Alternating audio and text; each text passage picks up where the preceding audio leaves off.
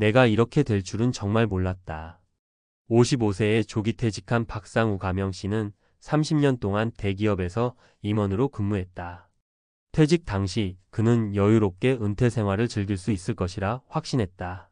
몇 년치 생활비는 준비해둔 상태였고 임원 출신인데 뭐든 다시 할 수 있겠지 하는 자신감도 있었다. 하지만 1년 후 그는 한때 후배들에게 강연하던 호텔 세미나장이 아니라 서울 한복판의 작은 고시원에서 혼자 컵라면을 먹고 있었다. 그리고 자신이 노숙자가 될 수도 있었다는 사실을 깨닫고 공포에 휩싸였다. 많은 사람들이 은퇴를 꿈꿀 때 이제 자유다 라고 생각한다. 하지만 그 자유는 곧 불안이 될 수도 있다. 대기업 임원이라고 해서, 공무원이라고 해서, 의사라고 해서 결코 노후가 보장되는 것은 아니다. 오히려 사회적 위치가 높았던 사람일수록 퇴직 후 급격한 추락을 경험하는 경우가 많다. 왜 이런 일이 벌어지는 걸까? 그리고 이런 현실을 피하려면 우리는 지금 어떤 준비를 해야 할까? 오늘 박상우 씨와 같은 사례를 바탕으로 은퇴 후 노후 빈곤을 피하기 위한 정신무장에 대해 이야기해 보려 한다. 1. 사례 1 연봉 2억 원에서 월 200만 원 생활비로 추락의 시작. 박상우 씨는 퇴직 후 처음 6개월 동안은 황금기를 보냈다. 오랜만에 부인과 해외여행도 다녀오고 골프도 마음껏 즐겼다. 퇴직금과 비상금이 있었기에 당장 돈 걱정은 하지 않았다. 하지만 문제는 고정 수입이 끊어졌다는 것이었다. 생활비가 한 달에 500만 원 이상 나갔고 퇴직금은 생각보다 빨리 줄어들었다. 주식을 좀 해볼까? 부동산 투자로 돈을 불려야겠다. 하지만 준비되지 않은 투자로 인해 그는 단기간에 큰 손실을 봤다. 결국 1년 만에 남은 돈으로는 월 200만 원도 겨우 쓰는 신세가 되었다. 그때부터 고급 아파트에서 작은 전셋집으로 이사하고 차도 팔고 골프 회원권도 정리해야 했다. 하지만 이미 늦었다. 그는 월급을 받는 직장인에서 수입이 전혀 없는 실업자가 되어버린 것이다. 교훈. 은퇴 후 가장 중요한 것은 고정적인 현금 흐름이다. 퇴직금만 믿고 소비하면 순식간에 바닥이 난다. 연금, 소규모 사업, 파트타임 일자리 등 꾸준한 소득원이 반드시 필요하다. 2. 사례, 이 대기업 임원 출신, 취업시장에서는 무용지물, 퇴직 후 한동안은 다시 일하면 된다는 생각을 했다. 그는 30년간 몸담았던 회사에서 쌓은 경력을 믿었다. 그런데 막상 다시 취업을 시도해보니 현실은 냉혹했다. 죄송합니다. 현재 저희는 40대 초반까지 채용하고 있습니다. 지원하신 포지션은 해당 분야에서 실무 경험이 더 중요한데 고객을 직접 응대하신 경험이 많으신가요?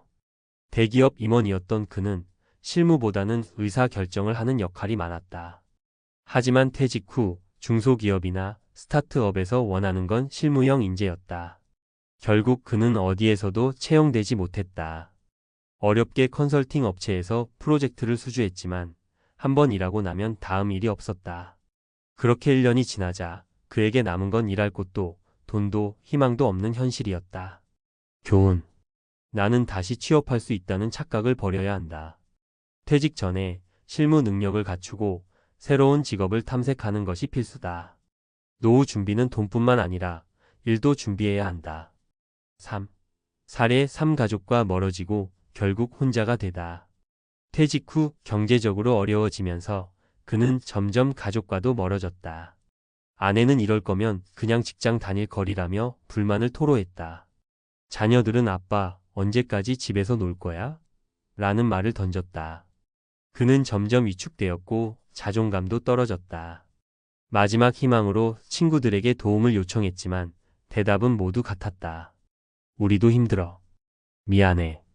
결국 그는 가족과 갈등이 커졌고 혼자 작은 고시원으로 들어갔다. 한때 회사에서 임원님이라 불리던 그는 이제 혼자 밥을 먹으며 지나간 날을 되새겼다. 교훈. 경제적인 문제는 곧 관계의 문제로 이어진다. 은퇴 후 돈이 부족해지면 가족 간의 불화가 커질 가능성이 높다. 퇴직 전에 재정 계획을 철저히 세우고 가족과도 충분한 대화를 나누어야 한다. 결론. 은퇴 후 무엇을 준비해야 할까? 박상우 씨의 사례는 결코 특별한 이야기가 아니다. 많은 사람들이 비슷한 과정을 겪으며 은퇴 후 빈곤에 빠진다. 그렇다면 우리는 이런 현실을 피하기 위해 무엇을 해야 할까? 1. 고정 수입을 확보하라. 연금, 월세 수익, 파트타임 일자리 등 은퇴 후에도 계속해서 돈이 들어올 수 있는 구조를 만들어야 한다. 2. 재취업을 꿈꾸지 마라. 미리 준비하라. 50대부터 실무 경험을 쌓고 은퇴 후 할 수 있는 일들을 탐색해야 한다. 자격증을 따거나 작은 사업을 준비하는 것도 좋은 방법이다. 3. 소비 습관을 바꿔라. 퇴직 후에도 직장인처럼 소비하면 순식간에 돈이 바닥난다. 은퇴 후에는 철저한 절약과 소비 패턴의 변화가 필요하다. 4. 가족과 소통하라. 가족이 함께 노후 계획을 세워야 한다. 혼자 모든 걸 짊어질 필요는 없다. 가족과 충분한 대화를 나누고 현실적인 대책을 함께 마련하자. 은퇴 후 빈곤은 피할 수 있다.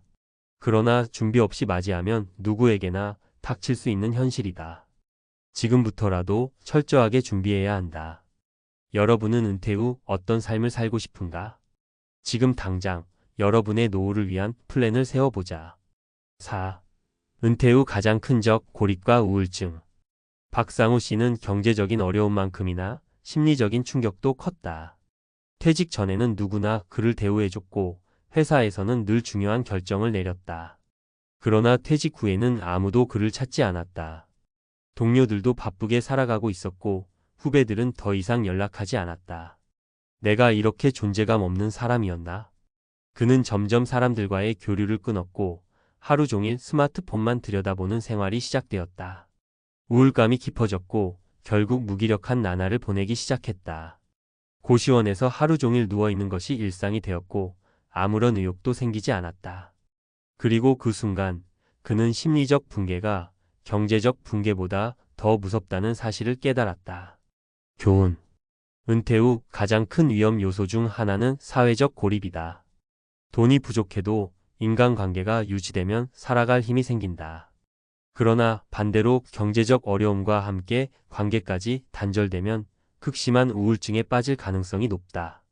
은퇴 후에도 지속적인 인간관계를 유지하고 새로운 공동체를 찾아야 한다. 실천 TIP.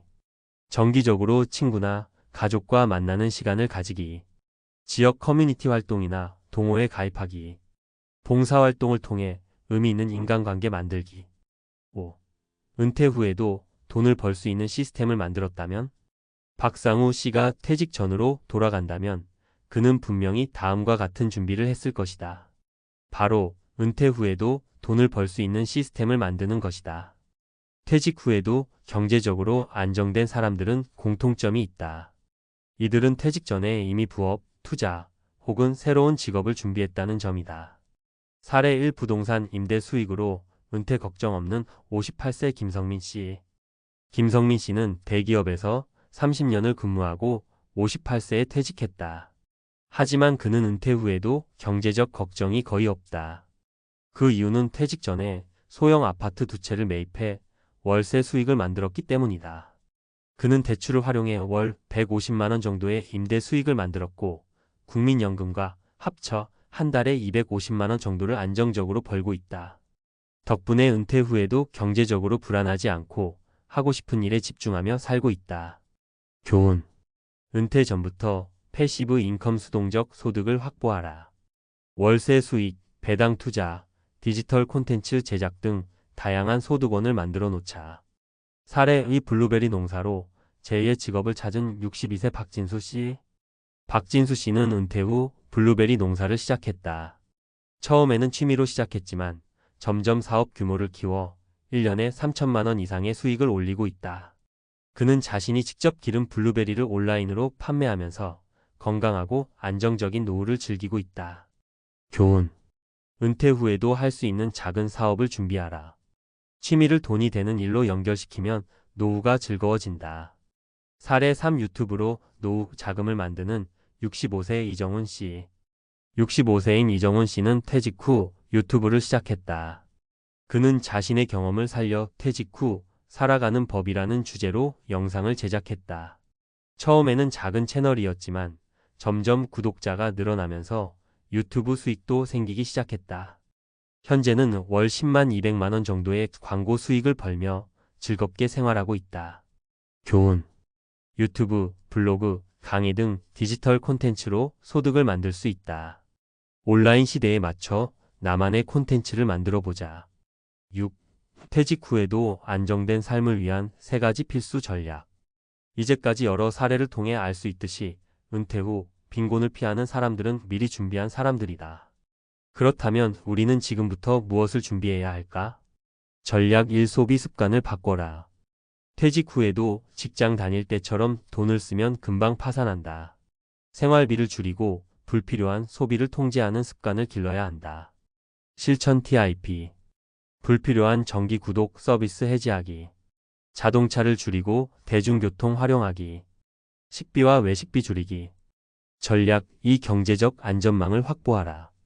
연금, 투자, 부업 등을 활용해 은퇴 후에도 돈이 들어오는 구조를 만들어야 한다. 실천 TIP. 국민연금 앤드 개인연금 체크하고 최대한 활용하기. 주식 배당금, 부동산 임대 수익 등 수동적 소득 만들기. 파트타임 일자리나 소규모 창업 준비하기. 전략 3. 건강을 철저히 관리하라. 은퇴 후 가장 큰 변수는 건강이다. 건강이 무너지면 돈이 있어도 삶이 힘들어진다.